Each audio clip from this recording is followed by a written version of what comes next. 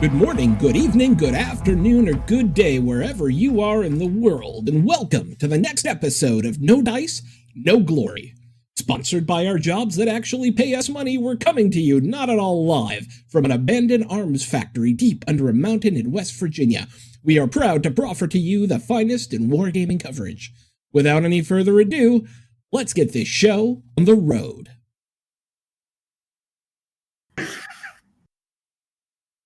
All right, ladies and gentlemen, welcome to Tales of the Sale, episode 16. We're almost at the halfway mark through the year because it's May. We are podcasting to you from our secure, undisclosed locations throughout the Northeast and Mid-Atlantic. We have Glenn, Tornado Alley, Van Meter. Hey everyone, we survived. Are you? There still was no tornado. It didn't happen. No, it did not. No, but we all went in the basement, read a story together. Nice. And we also have Tyler, late night snacker Stone. Hello, everybody. Who was somehow cooking dinner in a microwave at 9:30 before we started recording this. It was Savage. not dinner this time. You tell us whatever you got to tell us, Tyler. All right, so we have a lot to cover in this episode. We have a trivia contest winner to reveal. We have more questions, and the bulk of the episode is going to be spent talking about ships, because most of the stuff we've been doing has been talking about land battles, lists, and models. We've had plenty to discuss, but in preparation for this episode, I'll pretend that I was doing this in preparation for the episode. I dipped my toe in the sea battles, and me and my friend Shane actually fought a battle with my completely painted bark and my flute. And so we got a feel for the rules, but parted with plenty of questions. So I'll start by just talking about what I've been up to in the month since we last recorded. Glenn was laughing at me because if you recall from the last episode, Glenn's potential challenge for me paint-wise was to do how many? It's like 10?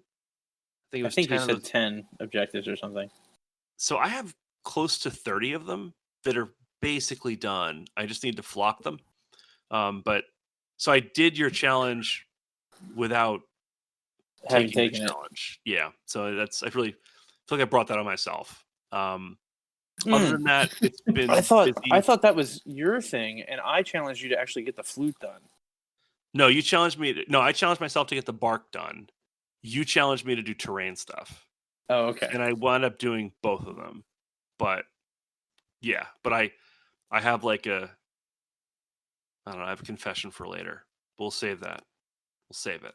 So Glenn, what have you been up to? Well, painting wise, I mostly spent the month of April pretending that I was going to paint anything. We went lenient on me on the last month so I could get the spaceships done for my commission, and they may not have ever gotten started. Wow. Yeah, no, I built the stands for them, and I mounted them on the stands, and they're sitting primed in my spray booth. And that's as far as it got. So I just have no motivation to paint 2 giant spaceships right now. When you join Elon Musk's mission to space, you're probably going to be one of the first Martians to die, Glenn, because you're not prepared. You know, if I didn't have a family, I would, and I was remotely physically fit, I would be volunteering to be one of the first men to die on Mars. I believe in that goal that much. But anyways, I also pretended like I would paint some more Spanish, which didn't happen. But I did work on some Milicianos recently, so like this weekend. We should correct that this month, though. Based on what we're chatting about, so I'm excited for that. I did meet my goal of publishing the F&I campaign, at least a rough draft, which apparently impressed people even over at Blood and Pigment. Yay! So maybe we beat them at one thing, a long campaign that we'll never complete. I'm sure they're going to sail their galleon right over your campaign and somehow break it. Yeah, probably. One of those naval battles I put in there is just going to be Joe with a galleon against 2 barks, and that's going to be the end of it. And then, due to various conversations with Tom and members of several local shops I've talked to this month, etc., because people are actually getting back to gaming now. There seems to be a lot of confusion on artillery. So I've decided to take it upon myself that I'm going to write an artillery PDF. So I've been kind of gathering thoughts on that. And with any luck, Firelock will publish it like as a resource for everybody to use once I have it done. But I am hoping to get that done in the next month or two. Just get all of the artillery rules straightened out so that everybody has them in the summer. Because Mike says that they're going to be fixed by the time Raise the Black comes out in October. But I think it'd be good for everybody to learn the right rules beforehand. I will say that, like, the rules as I understood them when I was playing it through made sense in the ship battles. Like, I get it, and I think that, like, all the rules, they're pretty elegant. But the problem that we discussed, I think, is that for a lot of them, you have to jump around the rules to find the references to particular types of equipment or what the sequence is. And then it's also modified by the optional rules, which are present in OPs, and then both of the FAQs for the separate books also change everything. So you're referencing 4 different documents to try and figure out how to. Yeah, I had 2 books open when I was doing it, so I think a simpler flowchart would be to everybody's benefit. So it's a really good idea. Exactly. And I'll include citations so everybody can see exactly where I got the thing from. And it will be Mike Tunez stamp approved. I'll run it past him before I publish it, just to make sure it's the right thing. And what is Tyler up to? I am fully vaccinated and alive. I don't foresee any reason that I won't be able to sit through this whole episode. I have also been rethinking some terrain decisions. Tom posted up an article where he showed his market stalls and was kind of trying to hard sell those, but I was noticing the not forest terrain, because it's like the rocks and palm trees that you have, but the scatter terrain you had in the background looked really good. And I don't actually like the stuff that I use as scatter terrain because it's hard to get models in it.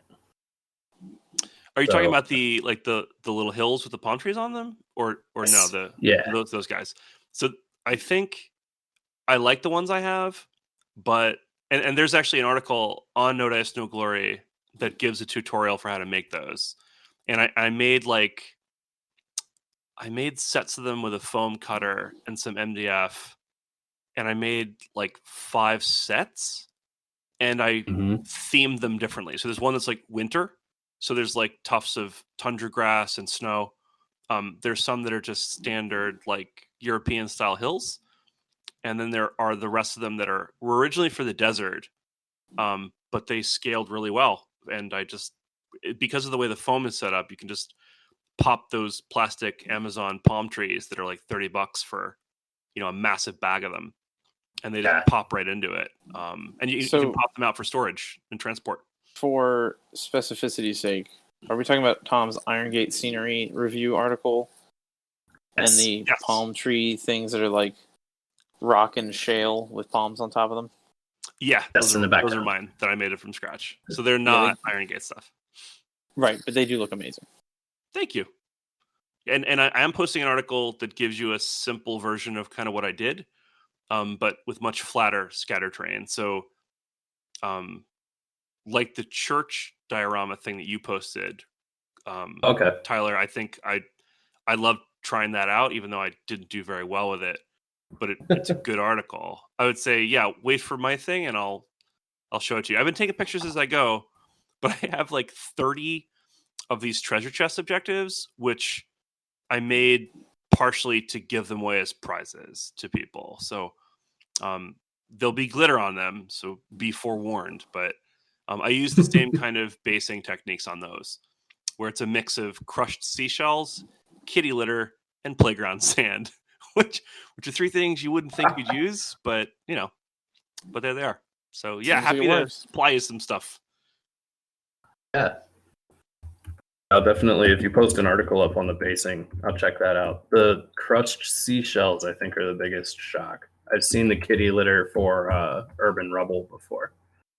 Yeah, because it's a good color too by its own, depending on which brand you get. But you just want something you want a couple of different grades of grit that are radically different to make the larger debris. But the seashells are the ones that give you the big rock pieces. And then the ones that people always look at are are pine mulch. So the big rocks are pine chips. And I just bought one bag at Home Depot 2 years ago for like $5. And I've made, oh, good Lord, I don't know how many pieces of terrain with it. I still have half the bag. So yeah. I feel like I take 2 handfuls out and use the rest to mulch the garden. Yeah, I don't know. We usually use something else for the mulch. I don't want to go down the gardening rabbit hole, but yeah. Oh the wood yeah, chips, no. I just needed and I've been building a greenhouse too, so that's been taking up a lot of my time that I wasn't using painting. I feel like the gardening rabbit hole is what we've all actually ended up doing since we've talked to everybody. But I'm letting Corinne kill everything on her own this year. She's actually a good gardener, but we've just had terrible luck between frost, plants, the cat eating everything that was grown indoors, etc. So yeah. Anyways, we want to jump into these well, since plethora Tom of sailing questions I that have this to game say always this. seems to generate. I have to say this. Tom, I named the section, and then we decided to name the episode, and Tom didn't say it. So, sailing on the big blue wet thing. I totally said that at the beginning. You did not. Yes, I did. I said it's episode 16, sailing on the big blue wet thing. I feel like I did. I don't remember. Way to go, Fozzie. Mitch is going to make fun of us when he listens to this, and he tries to. Yeah, Mitch, feel free to interject and be like, "Check the tape." No, he's shaking his head in disgust right now. That's exactly what he's doing. All right, so I often in the group texts that we send to each other at all hours of the day, I'll often ask for the sagely wisdom of Tyler and Glenn with regards to their strong veterancy regarding sea battles. Because I have literally not played a sea battle until this month, literally last weekend, when I finally tried it out with 2 boats that I had that were fully painted and loved it, had a great time. But for new players, it can be kind of intimidating or confusing. I think there's an impression that the boats are a lot of work to put together when the smaller boats definitely are not. And it can be kind of a barrier to entry, but my intent is to gather many more boats. and I'll be honest, many more boats. I think the bigger boats are only as much work as you want to put into them. Yeah, that's a good point. You're absolutely right, because like it's getting a simple base coat on them and then rigging them isn't that hard. But I feel like you want to make them a showpiece when they're some of the bigger models. It's just fun. I really enjoyed putting it together once I got my first one out of the way. But I've seen blogs where people must have spent 100 hours painting a boat, and then I just slap contrast paint on it and call it a day.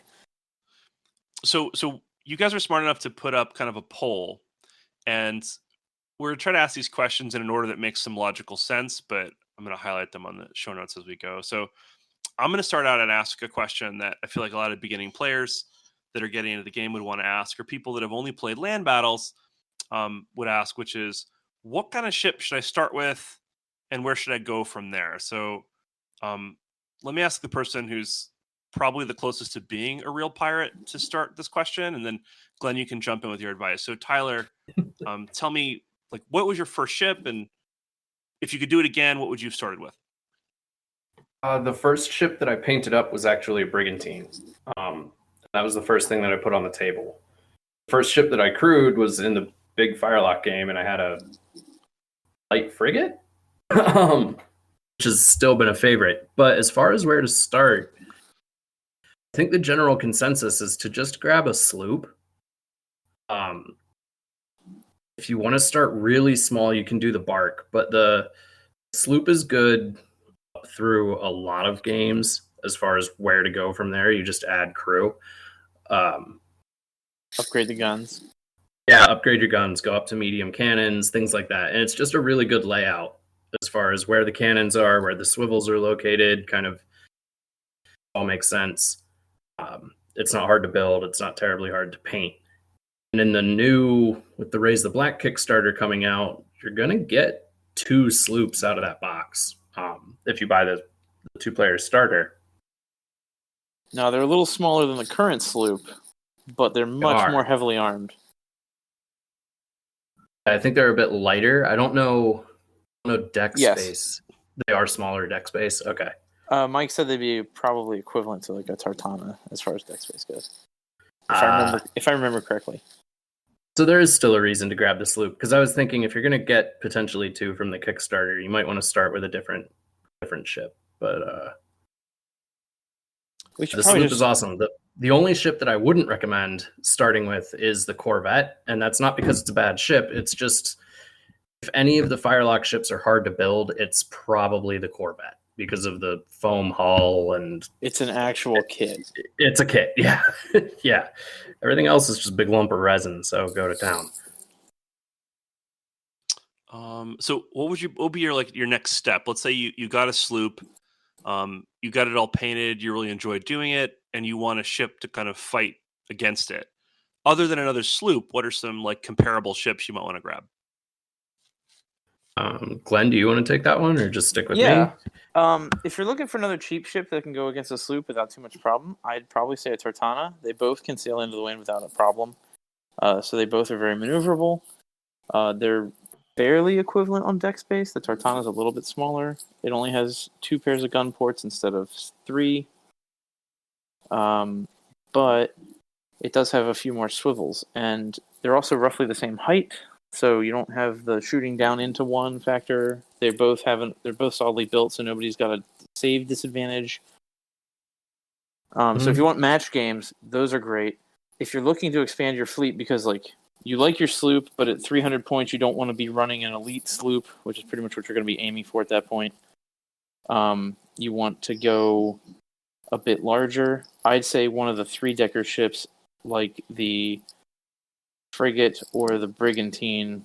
Personally, my favorite's the sloop of war rig on the brigantine. It makes it square, but they don't sail into the wind like the sloop does. Those are simply about having a much larger ship as a fighting platform. Both carry more guns than the sloop. An equivalent amount of swivels, I think.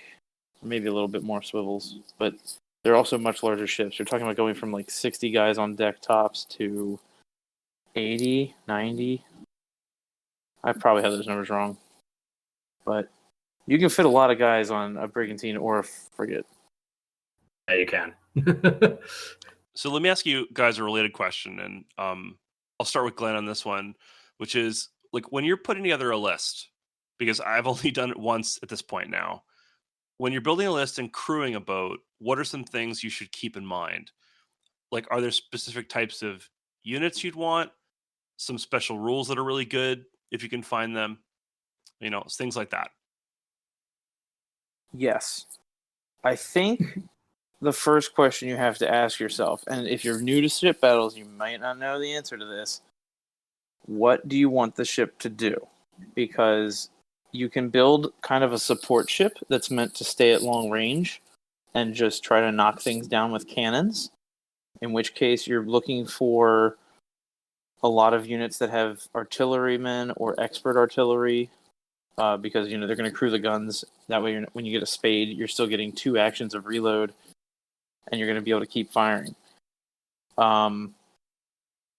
If on the other end of the spectrum, you might want to board quickly, in which case you're probably choosing a fast ship, but then you're going to want to look at guys who are good at close combat. Sailors of any kind are good for that. I think, Tyler, correct me if I'm wrong, flibustiers, don't they have brace of pistol? Yeah, they've got a brace of pistols, and yeah, they're just good all around. They're a powerhouse unit all around. Yeah, yeah.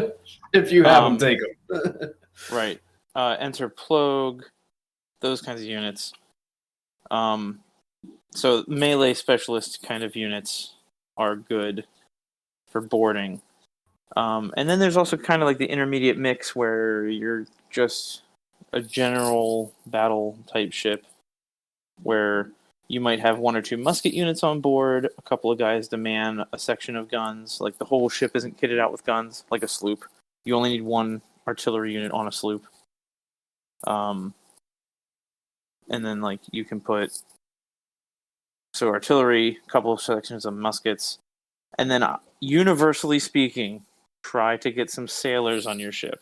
That seems kind of an obvious statement, but you occasionally do need a unit that knows what it's doing when it comes to changing a sail setting, trying to pass an advanced maneuver test, that kind of thing. They're just great to have around. And again, they tend to be decent at close combat, so boarding. So the list that I built for the demo game that me and Shane played this past weekend was basically my bark, which was fully kitted out. I paid to upgrade the hull, so they had like better cover.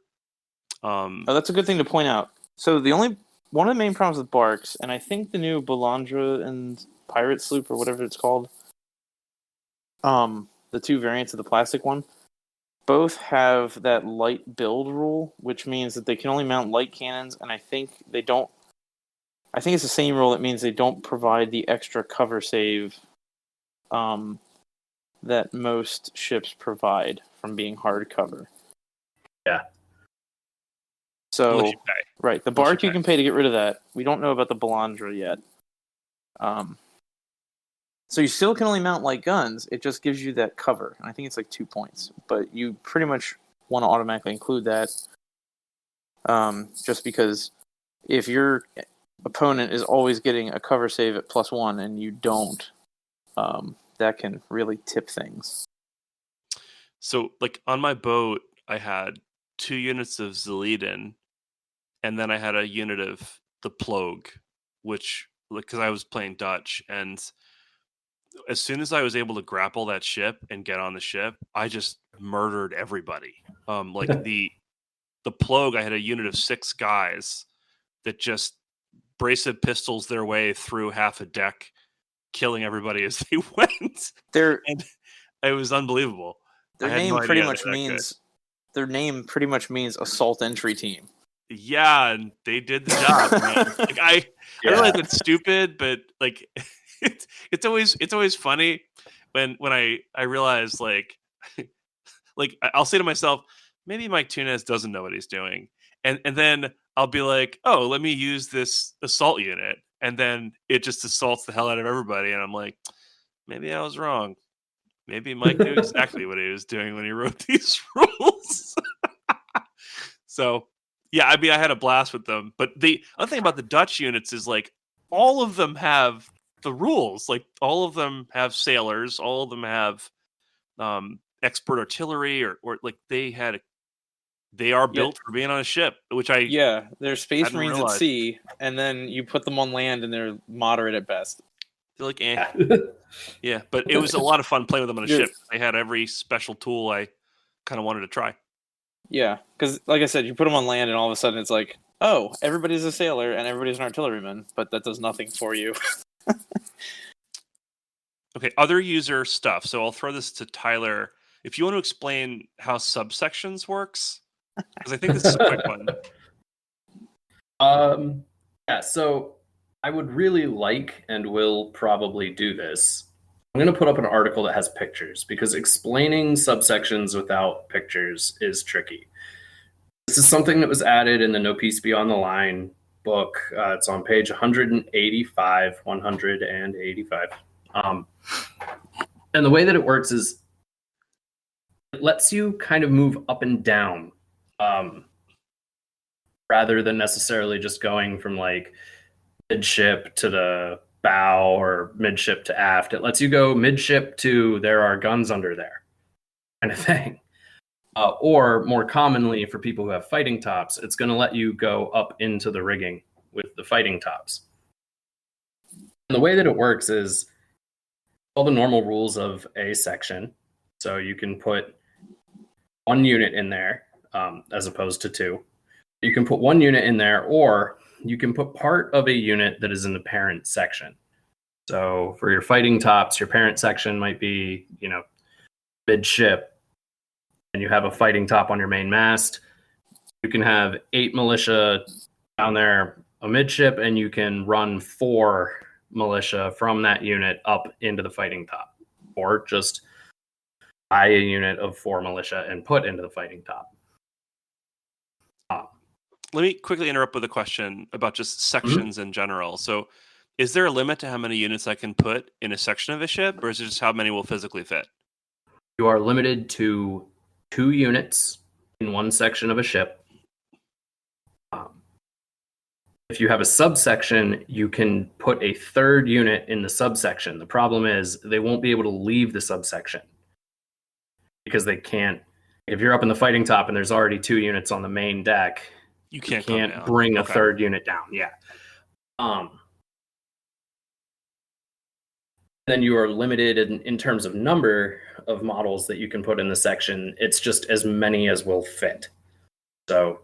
Okay, but 2 Well, units. those subsections, Subsections will tell you specifically how many. Yeah, you're limited for subsections. But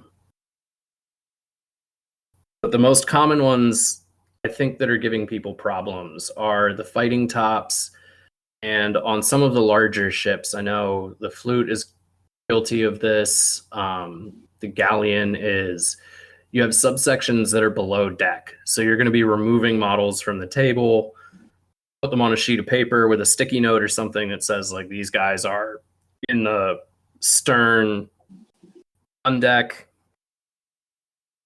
But whenever the parent deck is hit with shooting, there's, the chance that you're going to hit your subsections, things like that. It's a lot easier with diagrams, unfortunately, but. So this is definitely an article with pictures that you're going to do later on. Yes, I'm gonna put pictures on there just so that it's a little bit more clear. And I have not the Galleon. I have a Flute, which has pretty much every subsection you can imagine on it, from fighting platforms to gun decks. The only thing it doesn't have is I guess the gallery is technically a fighting platform, isn't it? No, the Flute has the stern castle. No. I'm talking about the Galleon's gallery. Yeah. Yeah, that's a subsection to the stern. Yeah, but is that the thing you can glue on the back of it? The little gallery? Yeah, Yes. a little balcony-looking thing. A little balcony in the back? Oh, okay. Yeah, and the other big fighting platform is the one on the Corvette. Yeah, it's a pretty large. The other common subsection, but it's a Corvette is a size 2 ship with a really big subsection in the bow. I'm going to take this opportunity to briefly point out that I will get my hands on a Galleon at some point, just so I can paint it up like trash and play it against Guy's Galleon from Blood and Pigment, so he can just be insulted if I win by my vastly inferior painted model. We definitely need to have a big ship fight sometime. Yeah, we do. It'd be fun. I miss those guys. One of the conventions, we just need to get everyone together. I know Firelock can bring a Galleon and all the ships along. I know some of the players in the area have some fairly large boats. It'd be funny just to watch a Galleon fight. It'd be like watching 2 whales slap each other. I think the big trick would be getting a Galleon from the East Coast to the left coast, or vice versa. Oh, God, you're right. Yeah, that's difficult. That's when the 3 of us pack up and do a road trip, because we're all taking a Galleon.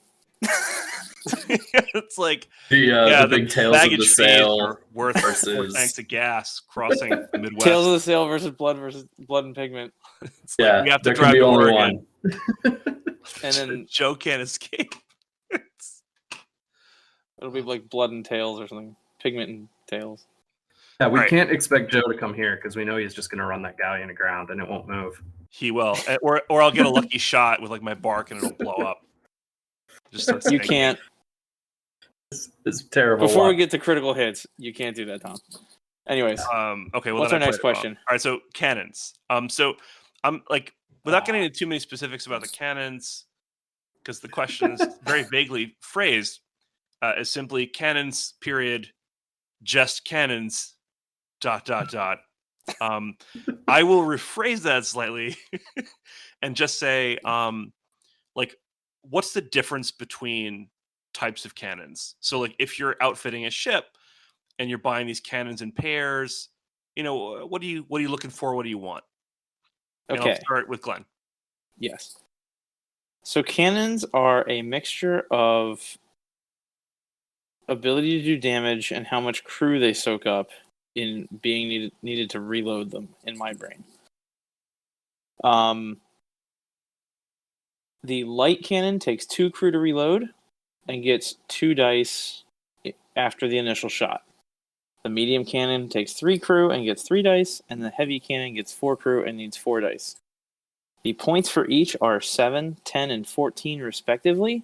So to me, going a little into the math, I think the mediums are the best buy points-wise, but can become a crew issue on smaller games. So, like, for instance, your sloop with 3 pairs of medium cannons on the front deck, you need a large unit in there to man all 3 of them, or you need 2 units. So you pretty much have to be playing at least a 200-point game, so you have 12 model max in your units. And then I always recommend you need because one thing that's confusing for some people is, do I need enough guys to man all the cannons at one time? And the answer is no. You don't technically need that. It's generally a good idea to have enough guys to man all the guns on one broadside, plus a few casualties. Because you don't want the first shot of the game to take out a sailor who then causes you to drop a cannon out of your reload cycle because you can't reload them all. Okay, and I'll switch over to Tyler because I saw him commenting on some questions by players on the Facebook pages earlier about swivels, like the difference between a swivel and like muskets. Like I saw you talking to somebody about that. I forget precisely where, but so like what's a swivel cannon good for? And when would I want to take something else? So your swivel guns, first of all, it's important. Swivel guns count as artillery. So any of your rules for artillery crew, expert artillery crew, captain with broadside, that's going to work with your swivel guns because they count as artillery. The only thing that doesn't work with them, and this came up in the Facebook post, is master gunners do not work with your swivel guns, and it's clear as mud kind of situation. Master gunners only affect the initial hit rolled with cannons, and swivel guns don't roll an initial hit. But in every other regard, they are artillery. What do you want them for? 2 guys putting out 3 shots that hit on 6s is pretty good. 2 guys to reload. Yeah, 2 guys to reload it, or just, you can have 1 guy pull the string and woohoo. And not worry about reloading it. Just kind of have a shotgun ship. If you're trying to board or if you're worried about your opponent boarding you, you just get 1 good turn, unload the swivels, and you're probably going to make them think twice about what's happening next. Because there's several ships in the medium size range that have 4 swivels on a single deck. Thinking of the Tartana, the sloop, I think those are both on the back end. But notably, Tartana has them in the bow. Oh, it does? So, because I was going to point out that the Brigantine, the only thing that's in the bow is the 4 swivels. So if you're running that up on somebody, that's usually the first thing in range is the 4 swivels. Which that's 12 dice at some unit or some section of the ship. It's going to feel some pain. When you're looking at the points cost, you figure, depending on who you're having pull that string, you have, if you want someone to reload it, you have 2 crew to reload, and then you have the 4 points for the swivel. So it's, if you're using sailors without pistols, you can figure out 10 points per swivel. 10 points. Yeah. For a few extra points, if you have access to something that already has a 6+ shoot, you could just run musketeers. It's going to give you more bodies for your strike tests and your fortitude. And it will also give you a unit that is not assigned to artillery.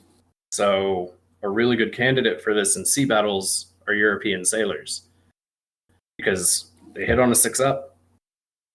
The whole unit gets muskets for 4 points, so take a whole bunch of them for, half-point muskets.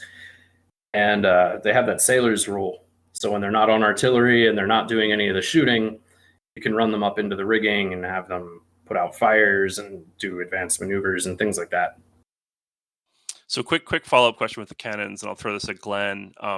So during the game we played, as I was boarding the flute with my bark, he had a couple of cannons that were fully loaded, and he decided to just pull the string on them when I was hull to hull. We assumed that could just happen, but I wanted to double check that was true.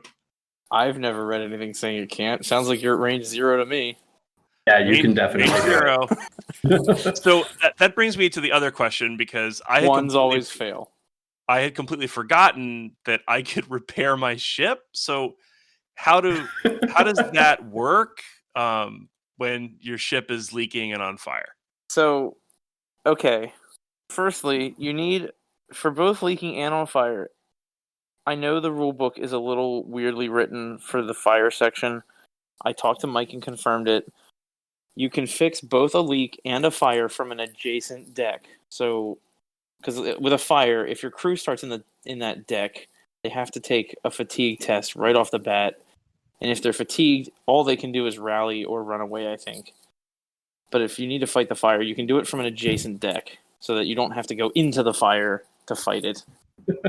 That's fair. That's good for me to know, because my ships will often be on fire. Oh, yeah, and one of my favorite tactics, by the way, Tom, is use Enter Plogue, get up alongside, grapple, and then use those free fire bombs to light it on fire. Yeah. Just an arsonist drive-by. We don't care about the prize. We just want you dead. Anyways, so if you're going to do that, it's a repair test, which has a default of a 7+, if I'm remembering correctly. However, page 42 of the main rulebook. Are you looking that up? Yeah, I pull it up. I believe it's a 7+ default. Oh, it could be an 8. Mm-hmm. And 7 up. And from there, you need to it's a dedicated action. I'm sorry. So if you take an extra action, it becomes a 6-up. Another one beyond that makes it a 5-up. So it's easier to fix things, but it does take your entire turn. Okay, I'm going to save the critical hits conversation because we're already at about 45 minutes, and I want to make sure we get in the back half of the episode, or the final third, or whatever. So I have one kind of final question that relates to a couple of the other things that people had, which was, what is the best way to keep track of stuff on the table? So in terms of guys boarding ships, or who's fatigued, or which gun is needing to be reloaded, do you keep track of those on the ship card, or do you put them on the board? Because I feel like we only had 2 ships, and it seemed like they were fairly crowded with dice. So I don't know if you guys have any tips or tricks. I also realized that I didn't have the template for it. There's a piece of it in the book, but I didn't want to cut it out because I don't like cutting up the book, But I assume the turning gauge. The wind gauge, the turning gauge thing. So how do you keep track? Firstly, photocopy that stuff in the book. Okay. Pretty sure it says it right there on the page. For any use on. Yeah, shouldn't. I know I paint all my units to have some kind of internal. You have a clue. Oftentimes, you have 2 different units on a deck, one sailors versus sailors. So that should be relatively obvious. Yeah, I do the same thing. I go for land games. I'll do things like Glenn said, of either painting hat bands a certain color or socks. I do like to keep them separated because you have my sailors. And if it ever becomes a question of, you're charging into my ship with these sailors, how many of them do you actually have? Even if I screw up and I show 5 on deck, I show 3 on the card. So, I can either go in and fix it and pull off the 2 imposters, or, however you want to handle it from there. But the cards will let you keep track of how many men you have in each section, where they are, what casualties they've taken, and that kind of thing. Okay, so let me part from this section because I think we're going to get into it more a little later, but I'll ask kind of a parting question that each of you should answer, which is, if I'm a new player and I've never played a ship battle before, what do you think is the biggest piece of advice you'd give them before they played their first game? Either Glenn, do you want to start? Either most common rule they get wrong or something they should definitely try to get a feel for it. Anything. Oh man. Honestly, muskets are handier at sea than you would think. The great guns can be a distraction at times unless you really know how to use them. So there is nothing wrong with taking a crew that is just sailors and musketmen and just trying to be a little get close, but standoffish. Obviously try to stay out of the path of the great guns of the enemy ship, but they will serve you surprisingly well in a normal game. Okay, that's a good way to learn too. If you're worried that trying to get into a sea game is going to mean learning the boat rules and learning the artillery rules, which we already admitted the artillery rules are kind of a mess. Mike won't even deny that. Just play with guns, man. Just play with muskets. But as far as what I would tell players, don't be intimidated by the ship rules. If you've played on land at all and you've played with any kind of buildings, ships are just buildings that move. Literally. To learn the movement, they are literally the same structure rules. It's awesome. The guys did a really good job when they wrote the rule book of streamlining as much as they could. So once you learn structure rules on land and you know how to assault a church or whatever buildings you've made, bought, the foreground ones are great. Once you've done that, just jump into the ships, learn the movement on the ships, and the easiest way to learn sea battles is to just get stuck in and play a sea battle. And I will point out, everybody seems to think that a sea battle is going to take way longer because it's more complicated. They're fast. Because they're so fast.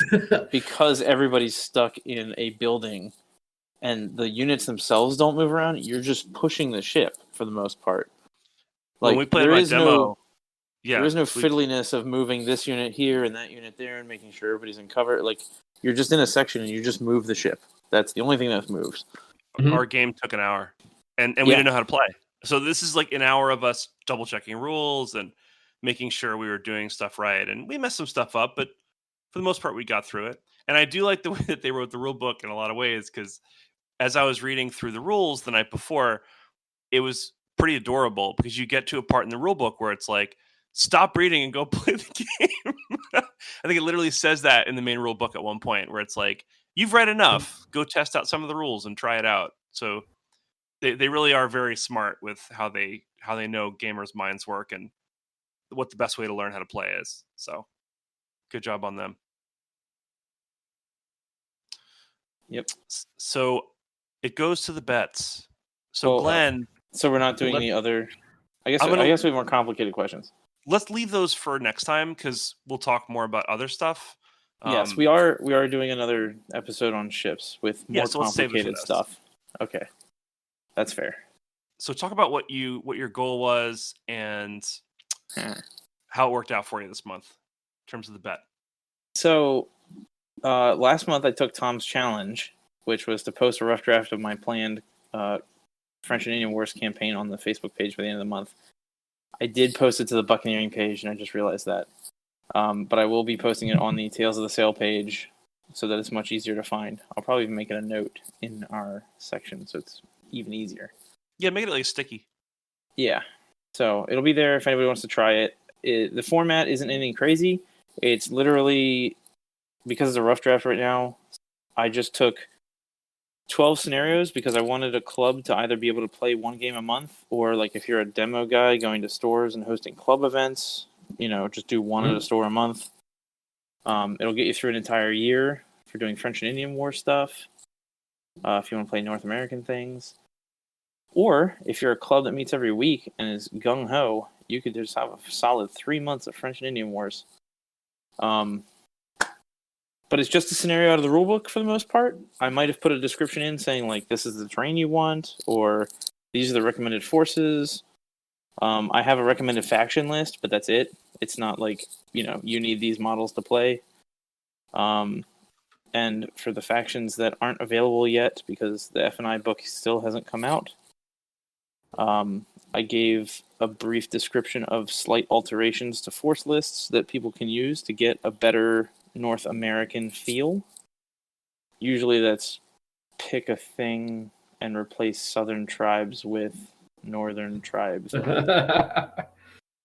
very complicated. Keep it simple. Formula. Yeah. Simple High works. tech solution. Did you get warriors? Congratulations. Now you have braves. Hooray. The penalty that I avoided was a Photoshop of Glenn and Tom in a French and Indian war painting, which I didn't have to find that. So hooray. I will Photoshop that at some point, but All these things are hope going to happen at some point. they will happen at some point. Just not right now because you won. You won this round.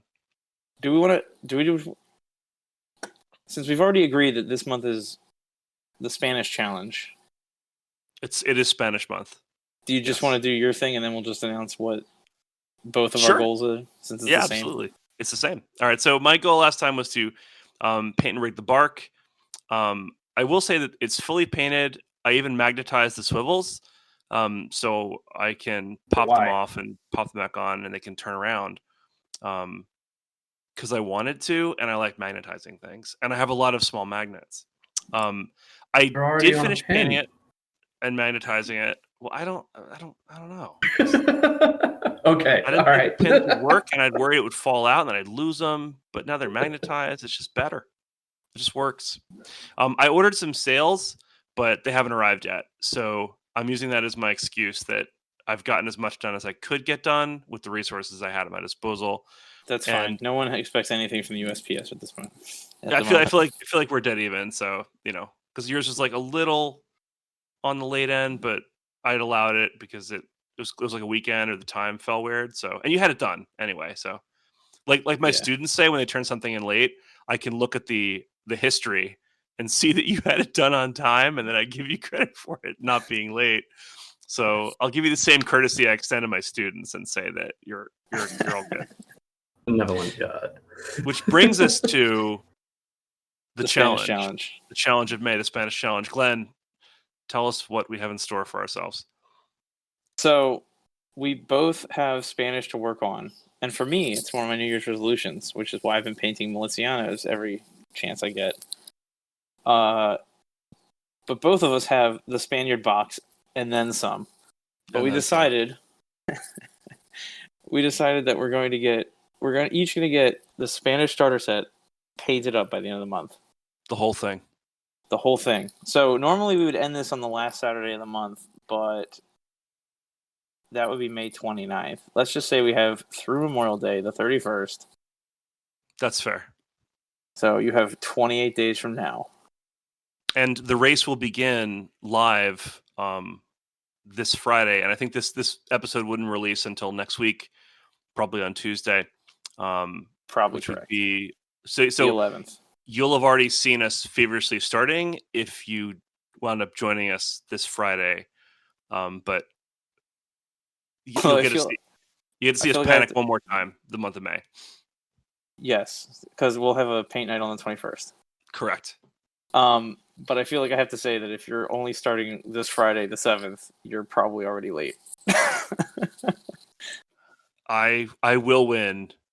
I will get this box done. They're already cleaned and primed, so they're ready to paint. You're further ahead.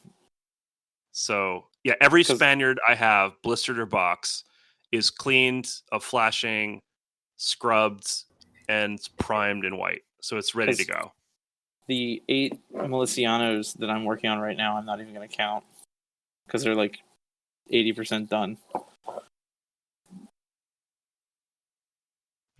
All right. I think that brings us to our final our final segment of the Oh wait, podcast. No, you got it. The challenge penalty. for this. Okay, so my penalty that I gave myself was that I'm going to be forced to write 2 full articles in the month of June if I fail to accomplish this. And yeah, this is on top of the one that I'm trying to release this month because I'm trying to do at least one a month.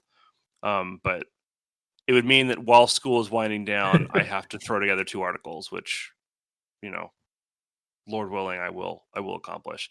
If you can think of a better one. So I actually had one ahead of time, and it's crazy that we both think alike because, and I can you can verify this because I can take a snapshot of me talking to Brian Reed about this. Because Tom's penalty for me is that I have to send photos of me dressed as a pirate in various spots around the farm with my kids also dressed as pirates. Correct. The penalty I had for you was the next convention we actually get to go to for the Blood and Plunder tournament day. I wanted you to show up dressed as a conquistador. Okay, I'm down for that. So we both had dressing up as the penalty. I feel like that's appropriate, and also it puts the stakes high. Like I need to paint. Like I need to get this done because the consequence is going to be trolling through thrift stores looking for, pimp hats or Lord knows what would fit the motif. I'll look online. I'm sure there's like actual. I mean, Tyler knows better than me because Tyler has like actual pirate clothes. But you're gonna get weird looks. When I say conquistador, you don't need the plate armor. I don't need the plate armor. I could cosplay it. I'll like spray paint some cardboard silver. I feel like I could have some fun with this if I lose. I'm down for this. He's already planning to lose. This is bad. Yeah, it's a bad place to start any competition, isn't it? I don't want to dress up. Screw it. I'm not painting anything. No articles for you. I'd say it's worse it's worse to start from a half-finished greenhouse. This is going to be I have to finish the greenhouse, and additionally, this is like the worst month of the year to be a teacher. Like the seniors checked out. Good. You're as busy as I am for once. I have the AP exams the kids have to take. I mean, the seniors are so checked out. It's a miracle they go to the bathroom, like in the bathroom. I'm half expecting some of them to like wear a diaper to school. It's that bad this year. All right, so that brings us to trivia time. So Tyler, this is your question. So take it away, and I'm ready to roll. I have my D12. It's D14. Let's go over the rules. Rules first. The rules. As always, send responses to Tales of the Sail, TALES of the SAIL @gmail.com. You have until the end of the month. Usually I'll put reminders on the Facebook group. I will often point out that the end of the month, I'm pretty forgiving and lenient about it, like Tom is with being a teacher, apparently. As long as you get it in before we record, there's a good chance that if you for this one, if you posted it on like May 1st or 2nd, or even today before we recorded on the 3rd, we'll count. We're not strict. We're we're more interested in giving our stuff away. Yeah, absolutely.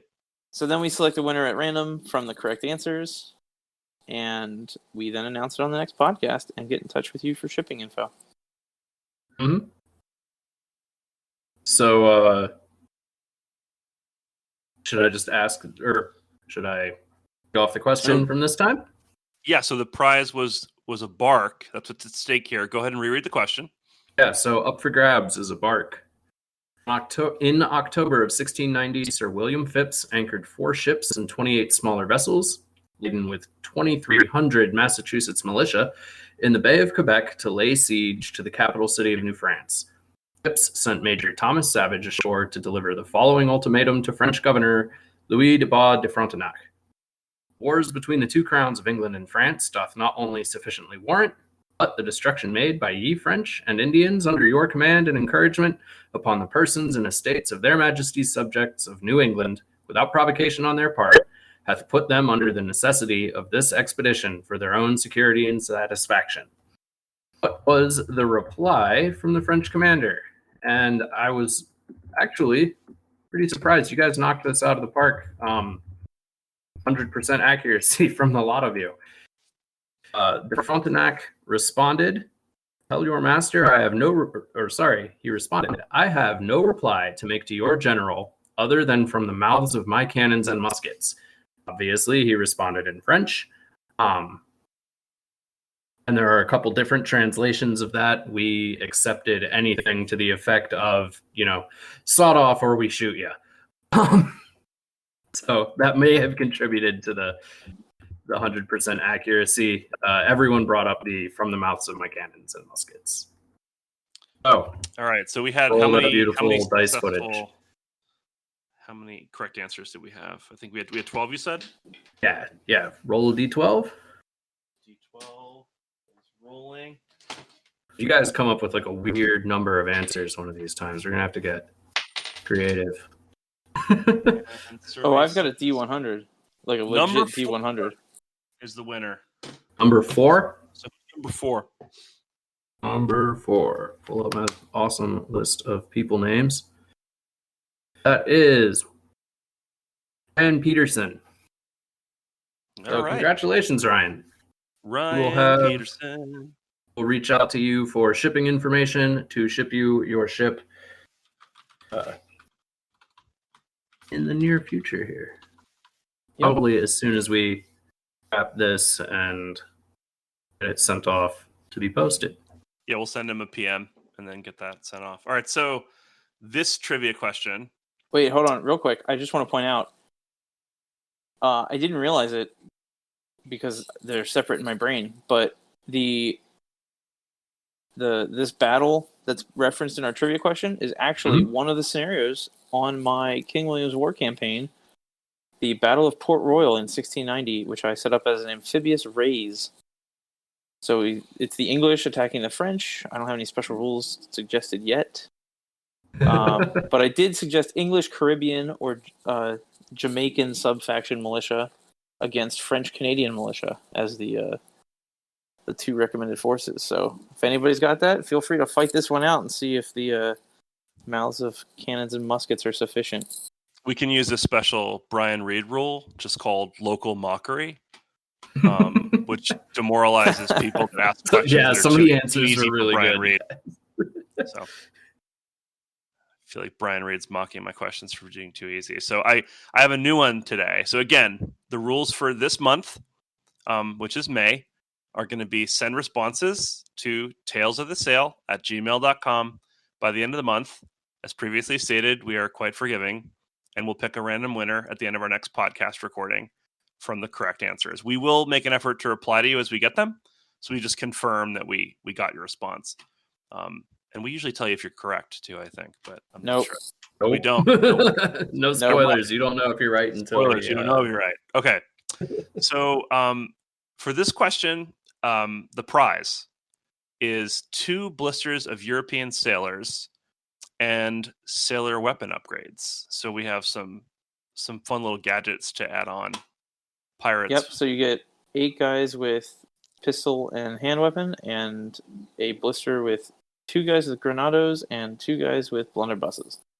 So you have plenty of weapons for boarding ships, just like we talked about. So your question is, on Saturday, September 27th, 1718, notorious gentleman pirate, Major Steed Bonnet, fought in a battle he could not avoid, despite his best efforts, in his ship, the Royal James.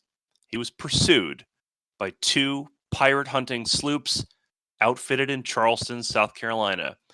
Who was their commander, and what were the names of the 2 ships? So go ahead and answer that question for us at the talesofthesale@gmail by the end of the month. And we will do a drawing for 2 European sailors with their Granados upgrade. So you are asking who was in command of the pirate hunters? Correct. And what were the names of the ships the pirate hunters were using? Because obviously, Correct. Steve Bonnet and the Royal James for the quarry in that one. Yeah, he's who they're hunting, but I want to know the name of the pirate hunter commander and the 2 ships. Now, He's in charge hint, you said you took this out of a particular book? Oh, I did. I took this right out of the Golden Age of Piracy by Benderson Little. So if Benderson Little listens to the podcast, he already knows the answer because he's done all the research. Also, I love the way that Little writes. If you're looking for a fun book to read, and you're somebody who's really getting into the historical period as you start to play this game, can't really recommend him more highly. He has a couple of funny moments where he really gets into trolling these people. So, during the battle in question, there's a period of time where Bonnet is fighting the unnamed commander, and basically tries to troll them by raising the red flag with a whiff in the middle, which is a signal to like come on and board me. But the ships weren't in a position to do that, so it's basically them like flipping them off or copying a snook, as it were. And then as soon as the tide turns and the tables change, they run down that flag and run up the white flag and surrender, which is hilarious. So I feel like I'm going to have white flags made up for some of my pirate ships just so I can do that at the end of the game when I'm determined to lose. I'd be like, oh, actually, psych, just kidding. Didn't happen at all. But yeah, what was the result of the bark versus flute? Because I gave you kudos for taking a bark against a flute. Did you remember the plunging fire rule? No, I didn't. I don't know what those words mean. But I was able. So first of all, I had a boarding party. Really, like that's what my mission was, to just board that ship. Like I think you suggested to me, and so I was trying to get as close as possible. And my friend Shane was playing a pirate force that was flying false flags, which he let get in real close before he broadsided me and ripped the bark apart with the cannons. The battle ended again without me realizing how to repair anything. Well, I couldn't have anyway, because my entire crew had gotten off the bark and was just murdering the flute's crew, because we only played 150 points, so you can't really fully crew a flute at that level. So this skeleton crew is getting chopped apart, and the entire bark was abandoned, and he pulled the string at the end, dropped the bark to one hull point with a leak, and I couldn't get on the ship to repair it. So as I boarded the flute, basically the bark went down like the scene where Johnny Depp steps off the ship as it's sinking in the harbor in Pirates of the Caribbean.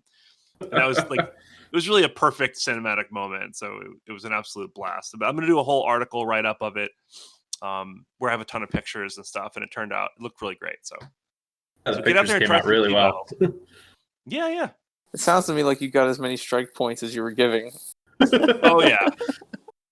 Yeah, it was a real stand-up slap fight. Yeah, so when I said plunging fire rule, there's a rule. Is it 1 or 2 inches, Tyler? That if you have a height advantage by shooting down. I want to say it's 2, but I'm not opening the book to check.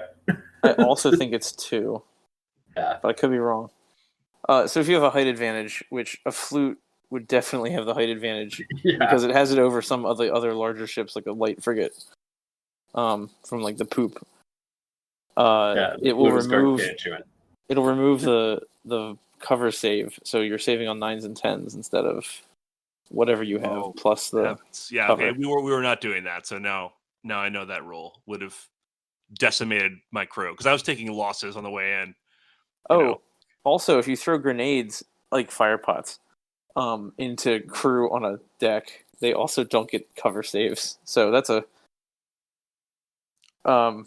when the last time I got to use fire pots on a ship, they had thrown granados first and slaughtered whole units on that ship, because apparently the guy couldn't miss. Mm-hmm. And it was not pretty.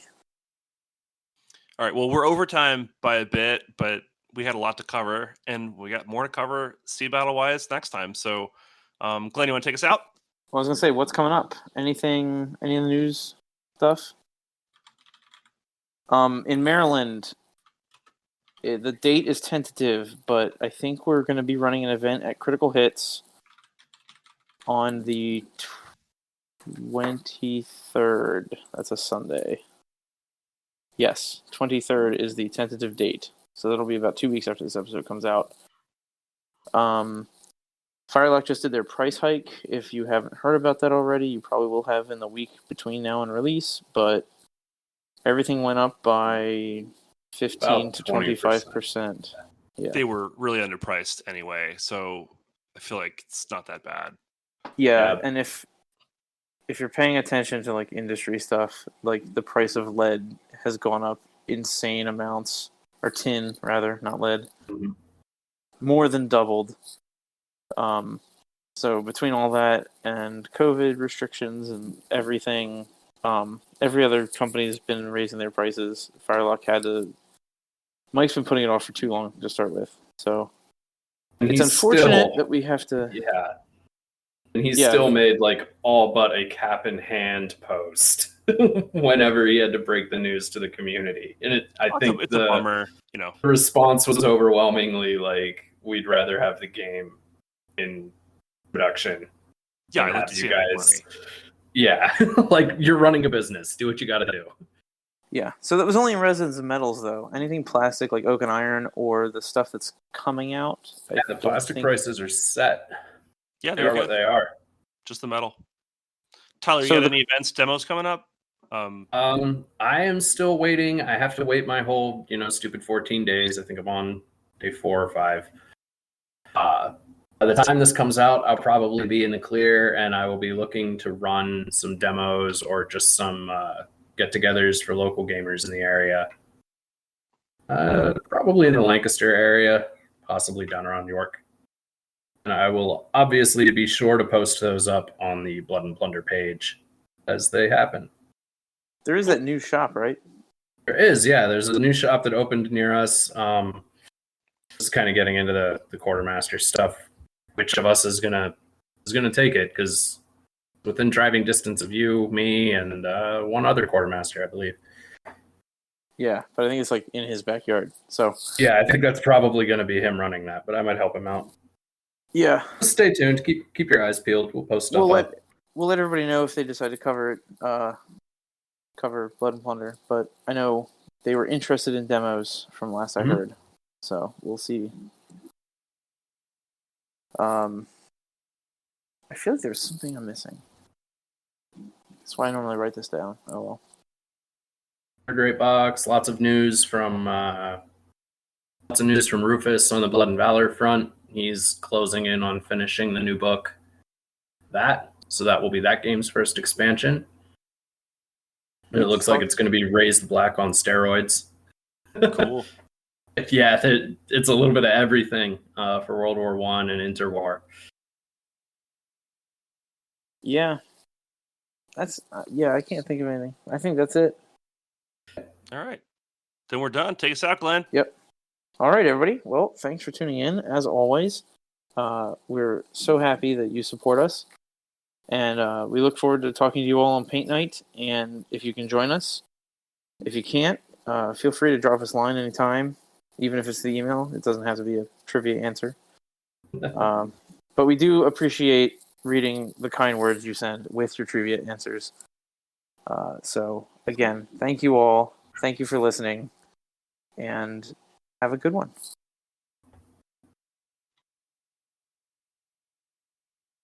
Thanks so much for joining the show tonight.